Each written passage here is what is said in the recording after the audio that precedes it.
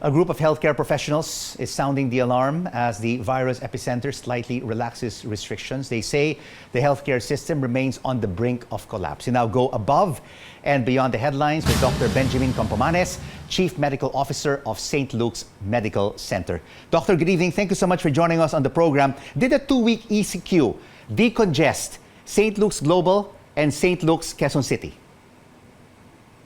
Good evening, Rico.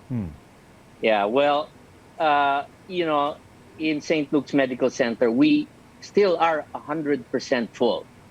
What we noticed is a moderate decrease in the number of patients in the emergency room. So before the weekend, we would have people waiting even on chairs for a room. Now it's more manageable, still 100%, but we are now managing our patients well. They're able to get beds in the emergency room. And I would attribute this to a lot of things. One, patients have gone to the facilities that the government has opened up.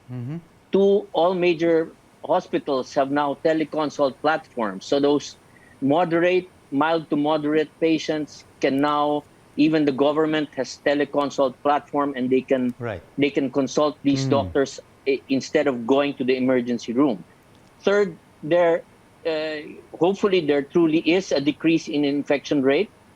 And fourth, all the hospitals have increased their capacities as requested by the IATF. So at 100% capacity, Dr. Campomanes, are you still turning away COVID-19 patients? As of this time, for the last 2 days, no.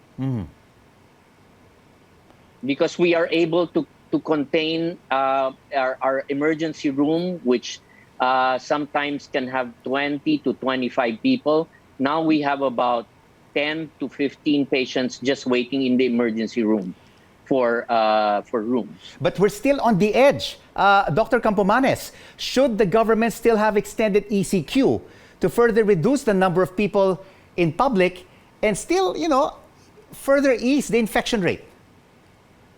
Yes, I would agree with that, because the effect of being infected, you don't see symptoms till about 7 days to 10 days after you're infected. So we will not see the effect of this ECQ until maybe a week from now. And now, Doctor, let's listen in to Isolation Czar Mark Villar and the modular hospitals and isolation facilities that the government has built.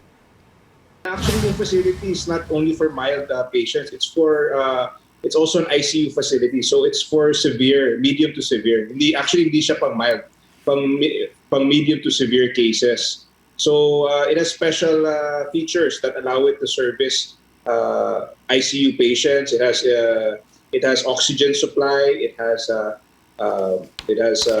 various equipments that are designed specifically for COVID. So, iba talaga yung mga features ng modular hospital.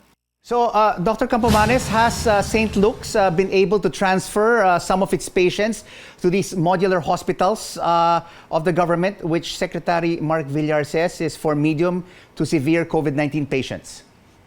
Yes, we are triaging these patients and then moving them out into the government facilities that will handle moderate cases. In cases that they can't wait or they've been waiting in the ER for 1-2 days, then they're offered to transfer to these government facilities. What about the government's isolation facilities for mild patients? Have you also been able to transfer patients there as well?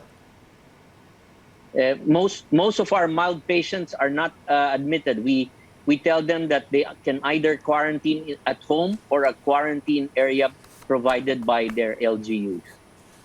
We would like to thank you for joining us on Newsnight, Dr. Campomanes.